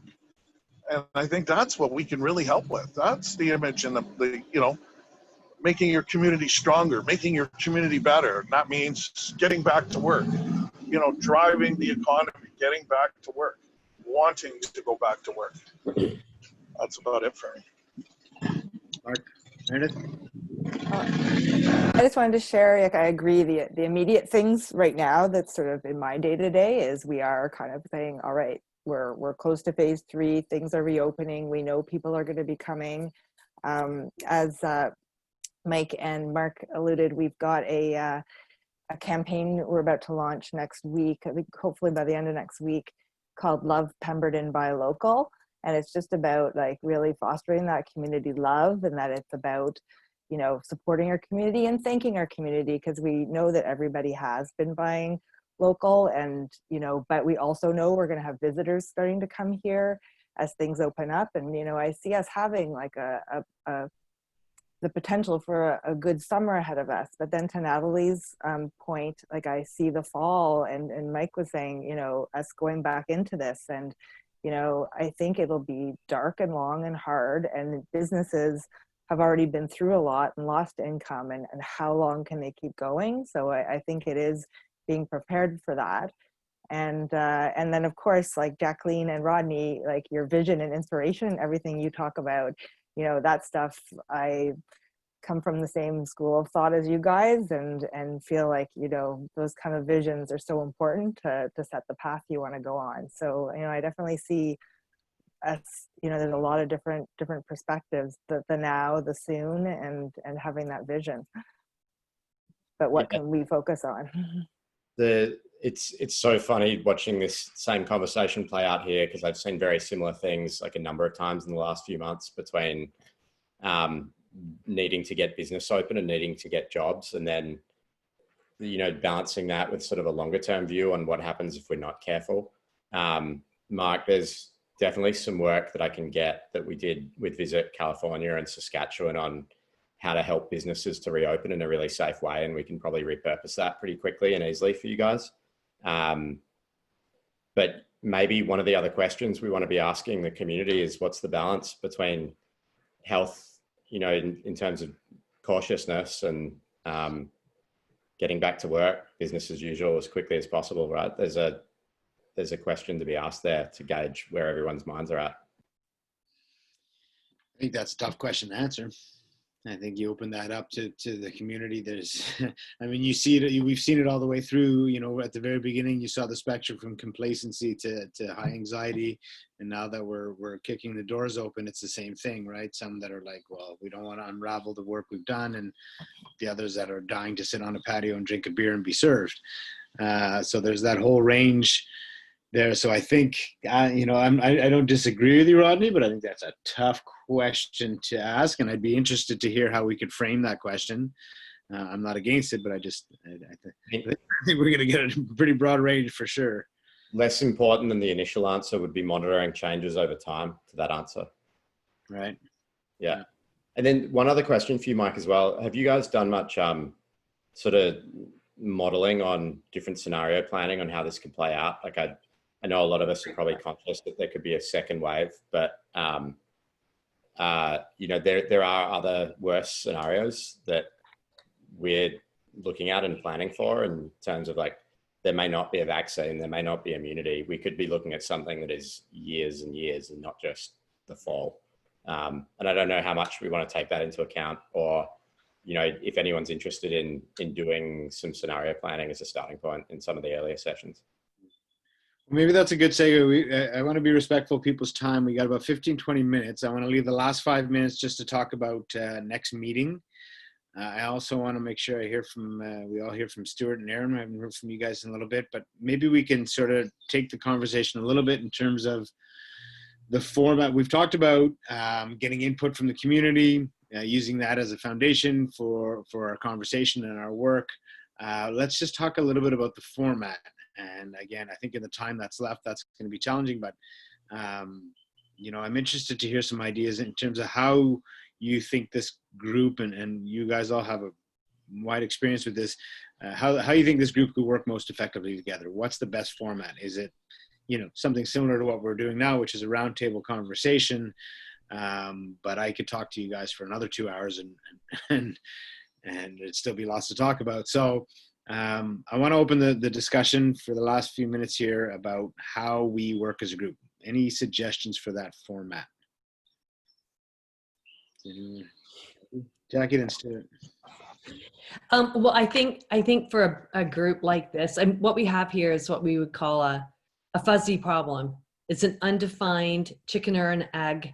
These are my favorite ones, by the way, but it's one of these things that there's no clear way forward, and there's no historical path that we can look at to give us the way that we're going to go. So the step that we're at right now would be called problem definition, which is this conversation. But I think one of the steps that we've missed, or we need to fold in before we start defining the problem, which would be the question statement, is fact finding. So we just listened to Mark, who rattled off the top of his head all kinds of facts. I would really like, and I think this is something that the city could do that could be or the village could do that could be very helpful, would be to put together some kind of a briefing for us that has information that's very quick to look at, that would tell us, you know, Meredith, we've talked about this new economic statement. There were two. Jay talked about something that was before council for the daycare. There's all these initiatives that have kind of maybe been put on hold or that are coming, but maybe all of us don't know about them. So that would be really helpful to know, sort of like a high level of what's coming or what was in the works. then it would be really helpful to have, I tried to write as fast as I could the information that Mark was saying, but I think it would be really good for us to know like what percentage of our economic budget does come from tourism, what comes from farming, what comes from what is happening locally. So it would be good just to have sort of a snapshot of Pemberton and how we could think about, you know, how important it is. I'd also like to know how many children there are that need daycare, how many people are depending on the food bank, like all of that information, if we had it. And I think you guys could, because everyone here is an expert or working in one field, you could probably get that really quickly. So that kind of background information I think would be really helpful. And then the next step would be getting into the problem definition, because until we actually have the facts or at least some information that's relevant, we could go all over the map. And I really think, Mike, like having these kinds of conversations are great, but my experience is you put a bunch of experts in a room and you're going to have what we call a thinking stew. It's going to be all over the place. And when we get to action, what we'll end up doing is just picking one easy thing that we can do that everybody agrees on, but that may not be the best thing. It's sort of like that low-hanging fruit. We just grab it and do it. And that's what leads to fixes that backfire. So this is what Rodney was talking about, that going out maybe too soon, and then we then have a bigger problem to deal with, which is now what do we do? So I think that kind of doing the facts first and then maybe going through some steps as we go along, then we can get to, because we're going to have to come up with ideas, we're going to have to evaluate them, we're going to have to get stakeholder buy-in. So this whole idea of going out and getting stakeholder input, my thought on it is it's too soon. Otherwise you're going to have every person in Pemberton on this committee. So I think what we need to do is to use this committee in order to really figure out how we want to engage the community and on what level we're going to engage them on. So what I'm hearing, Jackie, is maybe, I mean, from the village, but not just from the village, being able to bring forward for this some of the actions that we're all taking. So again, be it from Sea to Sky Community Services, mental health services, Pemberton Chamber, and obviously the village, to come back to this group and say, these are some of the initiatives that are either sort of underway, not being considered, but are underway, and some of the actions that are going on.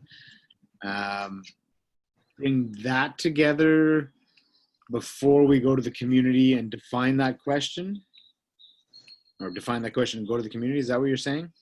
I think that for this group to be really effective right now, it would be good for us to kind of go around the problem solving wheel first, and then we're going to get clearer on what the problem statement is.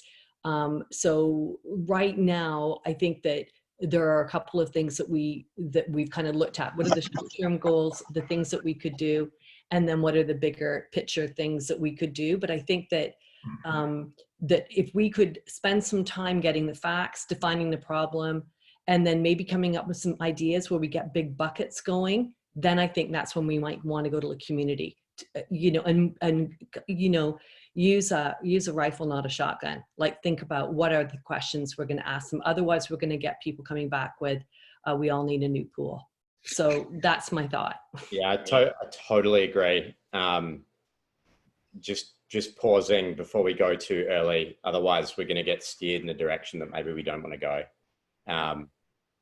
And yeah, I mean, you've probably seen it as many times as I have, Jackie. It's, if we can hold the horses for a second, it may really help us. I think there's a really clear process. Like I really like the discussion that's happening here. It's very informative. And I completely agree with Jackie that a clear process on how you start is really important, and really starting with a status of where we are today. What are those facts? And there's probably a lot of that data just from the last census that was done. It wasn't done too long ago. There's probably some good information in there, but starting with that, I think is a clear way to move on to the following steps of defining what it is that we're looking to achieve, and then coming into how are we going to do that. And then like Rodney was talking about with data analytics, monitoring how are we progressing towards that as we go through that process, so we can maybe re-envision and maybe some tweaks need to be made at that point. But really engaging conversation. I'm really happy that I'm part of this. Thanks, Stuart. So I'm sensing some general agreement on being patient. I know Jill's trying not to smirk because she's always trying to manage, both Jill and Nick are trying to manage my inherent impatience and slow me down. So I think this is good. They feel the support. So I'm hearing slow it down a little bit. Let's make sure that all the information that this group has and the people we represent is on the table so that we understand what's going on, the initiatives, the programs that are going on. I'm hearing that's a starting point. You know, Jill, from some of the things you're hearing, do you want to get some clarification in terms of next steps? Sure. So I guess what I've been kind of thinking is that perhaps I could start to put together that briefing or situation analysis, if you will. I was thinking that probably a good start would be, you know, those representing a sector or a specific organization. I would really lean on you to provide me some of your data, some of your facts that I can include in this analysis or this situation analysis. And then maybe Jackie, I would love to, I'd like to put it together and maybe run it by you to see if we're missing anything, to see if we're hitting the mark. And then what we could do is have that ready for our next meeting, depending on when that may be. I think that's the homework we need to do probably sooner than later, like within the next week or so. Does that sound reasonable? And I guess, Mike, I think we need, you know, just depending on like, what are we thinking for meeting frequency and that sort of thing? Because I think that's going to determine our timelines. Yeah, so a couple of things here in terms of meeting frequency. I think it depends on the steps that we have in between meetings and what we need to gather. So part of the question for this group is, you know, how quickly can we turn around and bring the information that we just talked about to the table and provide it to each other so that it's, you know, part of an agenda, so to speak. You know, this will lead again in a few minutes back to, is there an interest in meeting live? I would love to be in the same room with all of you. I think it would be even that much more valuable to feed off each other's energy. Having said that, it's probably easier for all of us to coordinate schedules and do Zoom meetings rather than live. So, you know, in terms of meeting frequency, I think it depends on what our next steps are. Rodney, I think you had something to jump in there. I was just going to ask the group, and maybe Jackie, would it be helpful if Jackie and I put our heads together and sort of brought back to the next meeting a suggested process that you can all look at and review, like something we'd typically use? Would that be a helpful thing for us to do in the interim? Sure, I'd like, you know, maybe you could kick some ideas around and then bring them to Jill, and we can work on them from there.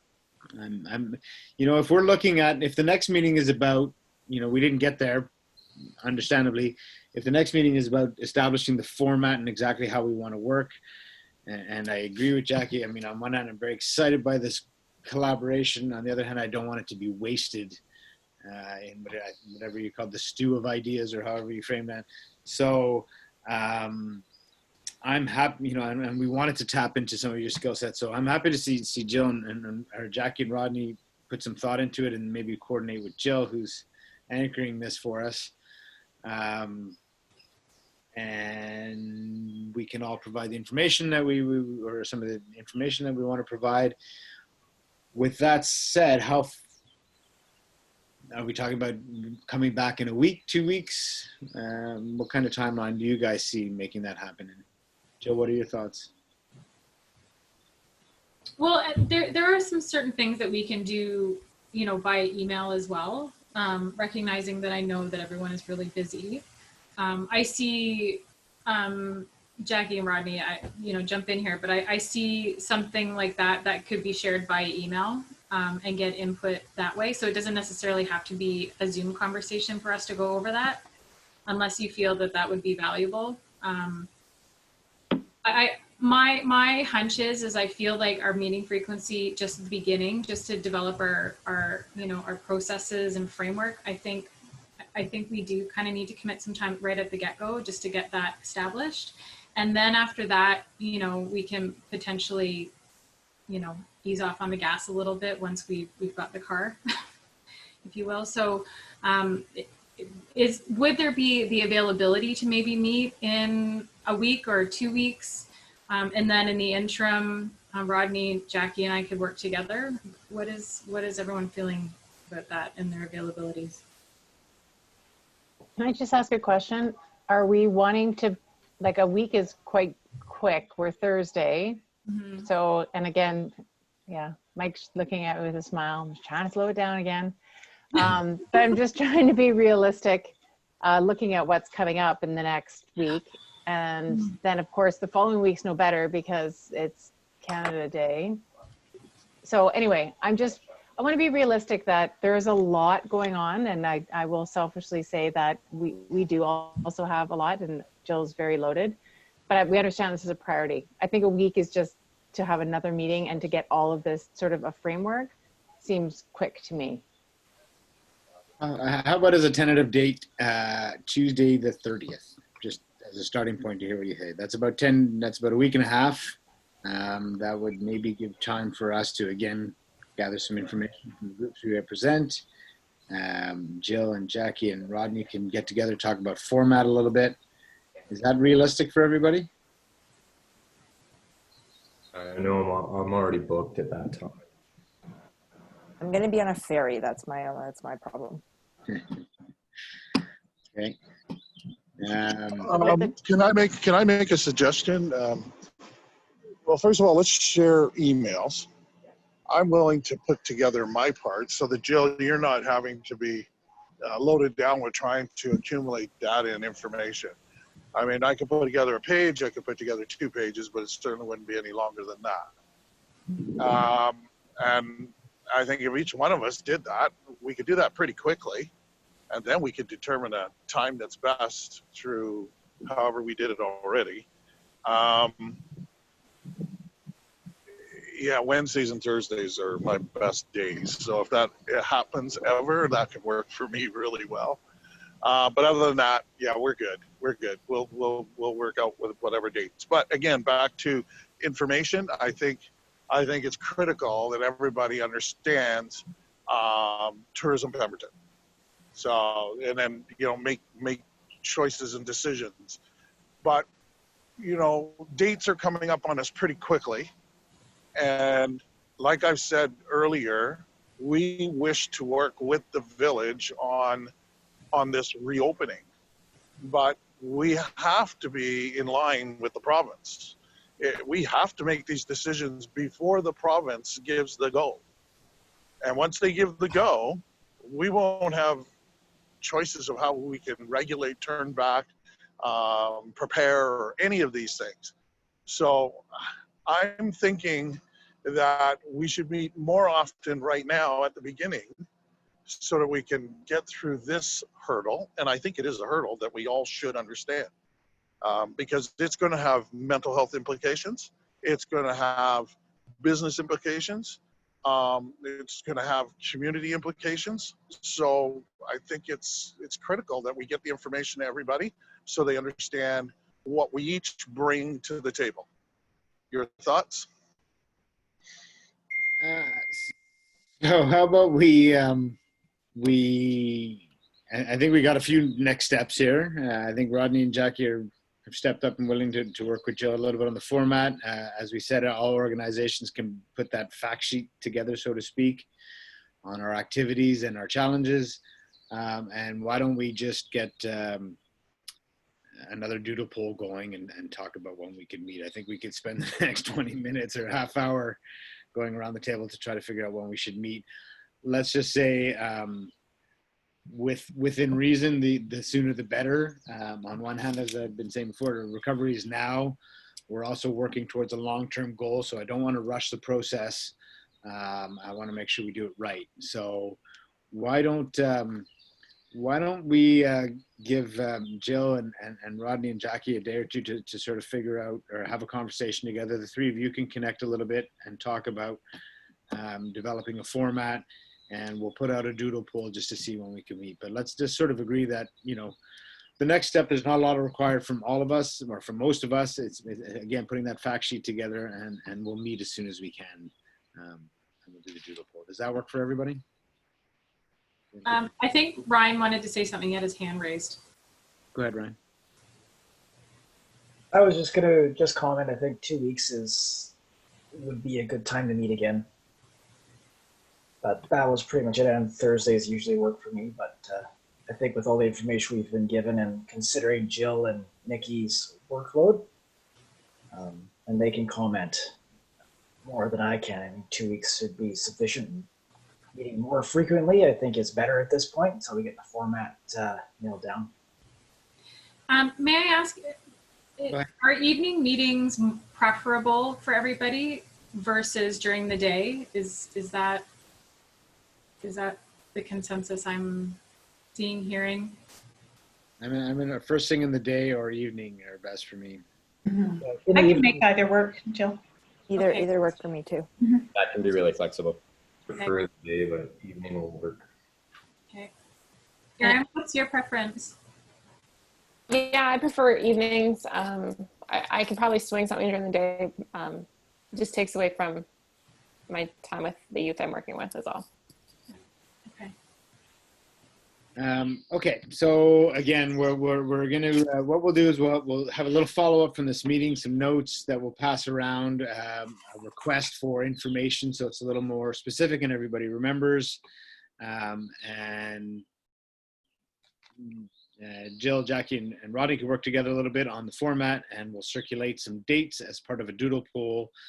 With the hope that we can meet sooner or later. And with that in mind, I think as much as I'd like to get in a room with you guys, let's schedule definitely our next meeting as a Zoom meeting, because I think that'll happen a lot sooner and easier. So let's do that for now, and we could discuss as we go if and when we want to get together in a room. So do we want to have some type of motion so that we know what an action plan? Motion. I'm trying to go back to process. I just want to check in with Erin. I mean, you just talked about your availability, but I just wanted to hear how you're feeling about the conversation. You haven't checked in for a bit. Yeah, I'm more the person to take a back seat and just kind of listen to how things progress. That's just, I don't know if it's me being an introvert or just how I work in a group setting, is I take in all the information, what everyone's saying. And I can really understand that there's some need to really look at what the question is and how we word it. I think there's also a lot to be said on what these answers might be. Again, I come from a trauma perspective, and it's just kind of how I see everything, see the world right now. How people answer, how people behave is all motivated by something. So yes, we could be kind of looking very carefully at how we're asking. Absolutely. There's a lot there, but I think what we do actually get back from the community might speak volumes, even if it is a bunch of answers like we just need a swimming pool. Well, tell us why you need a swimming pool. Well, it's because I don't have childcare, and so I think, yeah, there's going to be a lot that comes out, and I think it's going to be looking at it very, very carefully what the answers are, and really picking it apart and seeing what's really being said there. So just my perspective so far. Thanks, Erin. Okay, so for Nikki's sense of comfort, let's get an official motion to, I'll look for a motion to say that a few things that, well, I don't know how specific you want to be about this, Nikki. I mean, on one hand, generic. Pardon me? That we could say that staff or Sheena. Come on, Ellie, channel Sheena. Yeah. I think something about that Jill or staff work with some of the members of our committee to consider a format. Yeah. And that staff will send the notes and minutes to the committee members so that they could then respond with activities, input, and fact sheets in terms of what actions they might be taking or challenges they're facing with regards to recovery. And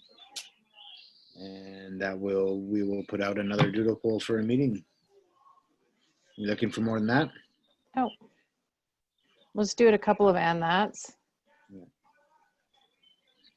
Moved by. Who wants to make the first motion of this committee? Come on.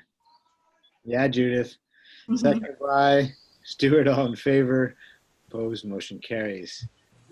Do we need any other formality? Good. We're a few minutes over. I don't want to keep over. If anybody has to go, please go. But if anybody has any final comments, thoughts, you know, how it went and what they'd like to see, anything, now's your chance. I have something that I can give everybody. Our group we do these diagnostic cards, we call them, and they're of Lego men doing things. So we created, when COVID first started, we put together 25 positive and 25 negative behaviors. And since I live here in Pemberton, I was watching what was happening right here in Pemberton. I also have, you know, input from people around the world. So we've been giving them away to anybody who works with teams or groups or anyone who's struggling with the effects of COVID. We turn them into crisis cards so that they wouldn't be COVID specific, but they're free. They're on our website, and you get a PDF that you just print off, and it's got 25, in some ways kind of humorous pictures of Lego people. And then underneath each one, it has what they're doing. And we have them in, if you're interested, they're in German, Spanish, French, Portuguese, and English. But we're giving them away. And we have a very similar, Jill, to the tool that you used called Storms that we use, where you put the pictures up and people vote on them and then comment on them. And we look at the negative behaviors first to say what are the most problematic. And then we look at the positive behaviors and say what could be sustainable, or what negative thing has led to some kind of positive outcome.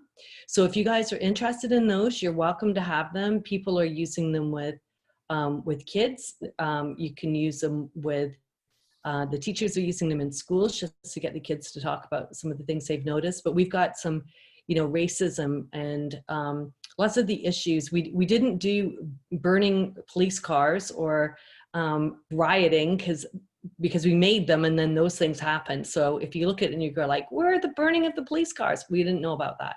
But everything else pretty well is covered, including a lot of the positive things that we noticed right here in Pemberton. So Pemberton was really our inspiration for the 25 positive behaviors. So I can send you guys a link. I can send it to Jill, and then you can just click on the link and it's just a free download. You can grab them. That'd be great, Jackie. And anything like that anybody wants to send, Jill, I hope you're okay with this, but if you could send it along to Jill and she can compile that and distribute it to the group, that would be great. For sure. Any other final comments, thoughts, hopes? No? Again, thanks everybody. We went a little bit over time. I think that was a really good 2 hours, a really good starting point. So far, everything I hoped for and expected in this group. I'm really excited about this. I think that we do have, I forget now who said it, I think it was Jackie. I really do believe there's opportunities ahead of us here. And here's a chance for Pemberton to look at what we've done and look at what we could do differently and rebuild stronger. I really, really believe that. And I think this group is a great place to start that work. So thanks everybody. We'll be in touch very soon with some more information and some meeting dates. Are you going to do a motion to adjourn? Oh, I need a motion to adjourn. Thanks, Ellie. All motion. Okay, seconded by Ryan. All in favor, opposed, we're adjourned. Thanks again, everybody. Very, very much appreciated. Great night. Thank you. Good night, everyone. Thanks, everyone. Thanks. Good night.